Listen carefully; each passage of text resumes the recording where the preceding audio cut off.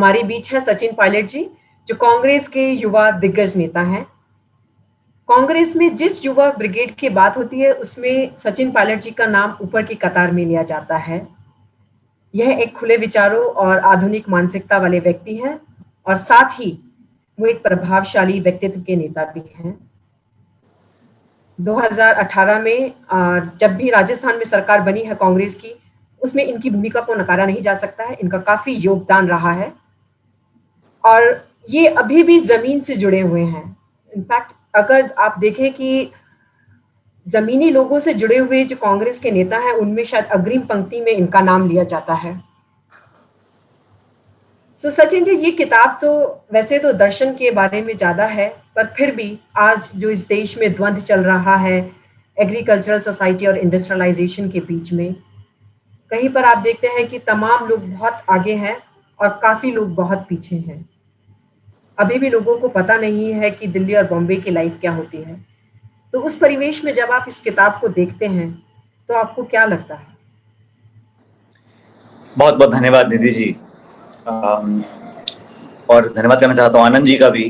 कुछ दिन पहले उन्होंने मुझे इस किताब के बारे में बताया और योगेंद्र यादव जी बैठे हैं और उन्होंने कहा कि योगेंद्र जी और मैं संघर्ष कर रहे हैं।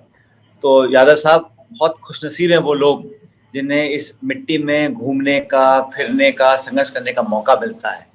कामयाबी और सफलता, पद, पोस्ट, पक्ष, विपक्ष की बात की बातें हैं, लेकिन जिन मुद्दों के लिए हम लोग जीवित हैं, जिन मुद्दों को लेकर राजनीति में, उसका अगर हम दिल की भावनाओं से पालन करेंगे, अनुसरण करेंगे, तो जो नींद मुझको आपको आती है रात को सोने में, वो और लोगों को नसीब नहीं है।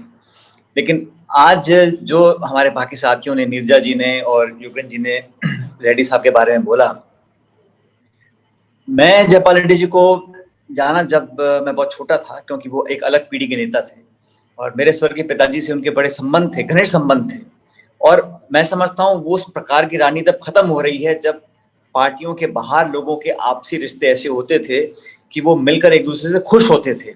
आजकल कोई और ऐसा नेता मिल जाए तो हाथ मिलाने में 2 बार सोचना पड़ता है कि पता नहीं कौन फोटो खींच रहा है, कौन पेगासस मेरे फोन में लगा हुआ है, कौन मेरी चुगली कर देगा। तो उस प्रकार की राजनीति बहुत दुख देती है। और जयपाल जी की मैं बताऊं आपको बात, जब वो आप सबने कहा कि बहुत वैचारिक थे, स्कॉलरली थे, एकेडमिशियन थे, पढ़ते थे, मैं मानता हूं कि वो अपनी आत्मा से एक सोशलिस्ट थे, समाजवादी थे। लेकिन सबसे ज्यादा महत्वपूर्ण बात यह है कि वो एक पॉलिटिशियन थे, एक राजनीतिज्ञ थे। हम उनको कितने भी उनके बारे में बोलें कि वो बहुत सोच विचार वाले थे, लेखक भी थे, अच्छी किताब पढ़ते थे, बड़े बड़े लेखकों को कोट करते थे, लेकिन मूलतः वो राजनीतिज्ञ थे और उनकी राजनीति को जो समझ जाता था वो जानते थे कितने सरल भाव से, कितनी आत्मीयता से, कितने अपनेपन से वो लोगों को कन्विंस करने की कोशिश करते थे। लेकिन एक बात उनकी मैंने देखी, जब मैं पार्लियामेंट में उनके साथ था, वो मंत्री रहे, आईएनबी के मंत्री रहे, पेट्रोलियम के मंत्री रहे और सिन्हा साहब तो उनके साथ बहुत लंबे समय काम किया, लेकिन वो इरादों के पक्के थे। और मैं जानता हूं कि उनको कभी नुकसान भी अगर पॉलिटिकली हुआ होगा, उन्होंने कभी कॉम्प्रोमाइज नहीं किया अपने इरादों से। और आज की पीढ़ी में और राजनीति में ऐसे बहुत कम लोग रह गए जो अपने इरादों की खातिर अपनी कामयाबियों का बलिदान देने की क्षमता रखते हो। कहते तो बहुत लोग हैं, कहना बड़ा आसान है, लेकिन मैंने देखा उनके जीवन में, मैंने पूछा उनसे एक बार, मैंने कहा रेड्डी गारू, आपने चुनाव लड़ा इंदिरा जी के खिलाफ मेडक से और आज आप मंत्री हैं उस विचारधारा की सरकार के अंदर, और मैं उनसे कोशिश करता था कि मैं उनसे एक इंटेलेक्चुअल डिस्कशन कर एक डिबेट करूं, क्योंकि मुझे बहुत कुछ सीखने को मिलता था। और बाय द वे आप सब यहाँ बैठे हैं, अब आजकल हम सब तारीफ करते हैं, बड़ाई करते हैं, अखबार में छपता है शशि थरूर ने ये शब्द का इन्वेंशन किया, वो शब्द का इन्वेंशन किया, लेकिन शशि थरूर के राजनीति में आने से बहुत पहले जयपाल रेड्डी जी ने उन शब्दों का जो एक भंडारा खोला था, उनके जो इंग्लिश के जो वर्ड्स थे वो हम सबको बाउंसर लगते थे। मैं तो आधे बात समझ नहीं पाता था, मेरा अंग्रेजी वैसे भी हाथ तंग है, तो उनसे पूछता था, मैंने कहा मुझे बता दीजिए अब मतलब क्या है। लेकिन जयपाल रेड्डी जी ने अपनी राजनीति में, ये बात सही है यादव साहब, कि वो मंत्री रहे हों, सांसद रहे हों या एक सामाजिक पॉलिटिकल कार्यकर्ता रहे हों, उनकी शैली में, उनके व्यवहार में, उनकी वाणी में, उनकी सोच में बिल्कुल भी परिवर्तन नहीं आता था। और ये महान व्यक्तित्व की परिभाषा है, जो व्यक्ति पदों और परिस्थितियों को पार कर अपने अपनी आइडेंटिटी को मेंटेन कर पाता है। ऐसे बहुत कम संकल्पित और शारीरिक उनको दिक्कतें थी, लेकिन बावजूद उसके उनकी दृढ़ शक्ति, उनका संकल्प, उनकी सोच, उनका अपनी बात को जाहिर करने का जो तरीका था और कन्विंस करने का, और बहुत धीरे धीरे बोलते थे। वो गुणवत्ता मेरे में नहीं है, मैं बहुत जल्दी बोल जाता हूँ, लेकिन वो बहुत देख देख के एक एक शब्द को तोड़ के आंकलन करके फिर इस्तेमाल करते थे। और जो किताब भी उन्होंने लिखी है, मैं समझता हूँ आज के जमाने में, और मुझे कहने में कोई संकोच नहीं है, एक जमाना था मेरी आंखों के सामने, हमने देखा है 10-20 साल पहले भी, इस देश में मूवमेंट हुआ करते थे।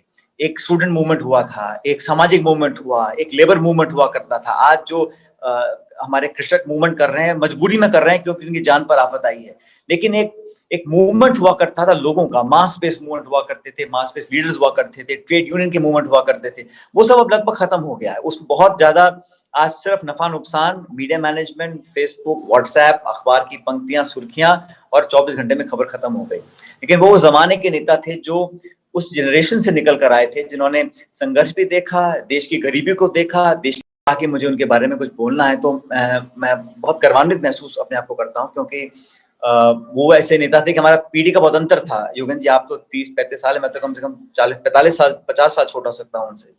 लेकिन उम्र का गैप होने के बावजूद भी ना तो मैंने कभी संकोच किया, ना उन्होंने कभी संकोच किया बोलने में, कहने में, और वो बिल्कुल स्पष्ट अपनी बात बोल जाते थे और परवाह नहीं करते थे कि कल को क्या छपेगा, कोई अच्छा लगेगा, बुरा लगेगा, क्योंकि उनके मन के अंदर वो ताकत थी। और मैं समझता हूँ उसके हम सब लोग कायल हैं। किताब में भी जिन्होंने कहा है कि आज जो एग्रेरियन एक तरह से क्राइसिस भी है, और उसका कैसे मुकाबला हम कर रहे हैं, क्योंकि इस देश को आधुनिक बनना है, प्रगतिशील बनना है, साथ ही साथ 2/3 हमारे देश की जनता आज जमीन से जुड़ी हुई है। तो इस विरोधाभास को हम कैसे अपनाकर आने वाली पीढ़ी से इसको ठीक करने की राह हम पकड़ सकते हैं, इन सब बातों पर विचार भी रखें। लेकिन मुझे तो मैं एक अंत में बात बोलना चाहता हूँ। जयपाल रेड्डी साहब मंत्री थे अर्बन डेवलपमेंट मंत्रालय के, मैं भी उनके साथ मंत्री था।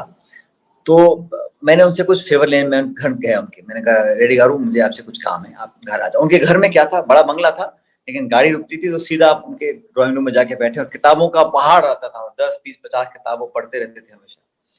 तो उनसे मैंने कुछ मांगा, मैंने कहा भाई मेरे लिए फेवर करना है, आपको रिक्वेस्ट करी उनसे मैंने।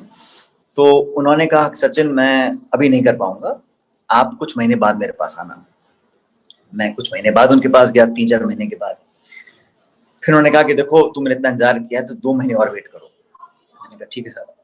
2 महीने निकल गए, मैं फिर उनके पास गया, तो उन्होंने मेरी मदद आंशिक करी। मैं डिटेल नहीं दूंगा क्योंकि वह दुनिया में नहीं है, लेकिन उन्होंने मेरी कुछ मदद करने में आधा करने की कोशिश करी। सचिन, ये मैं कर देता हूँ।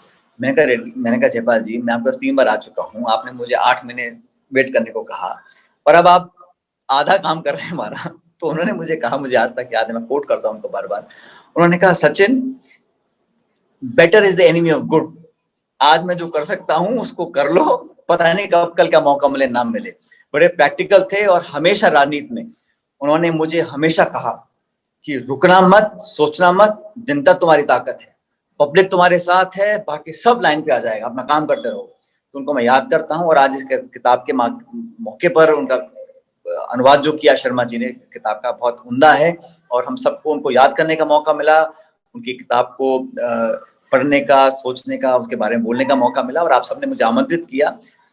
बाकी हमारे सब साथी आदरणीय सिन्हा साहब, निर्जा जी, योगेंद्र यादव साहब, निधि जी, और खासकर शर्मा जी जिन्होंने किताब का अनुवाद किया, आप बहुत बहुत धन्यवाद देना चाहता हूँ। शुक्रिया Sachin ji, very kind of you.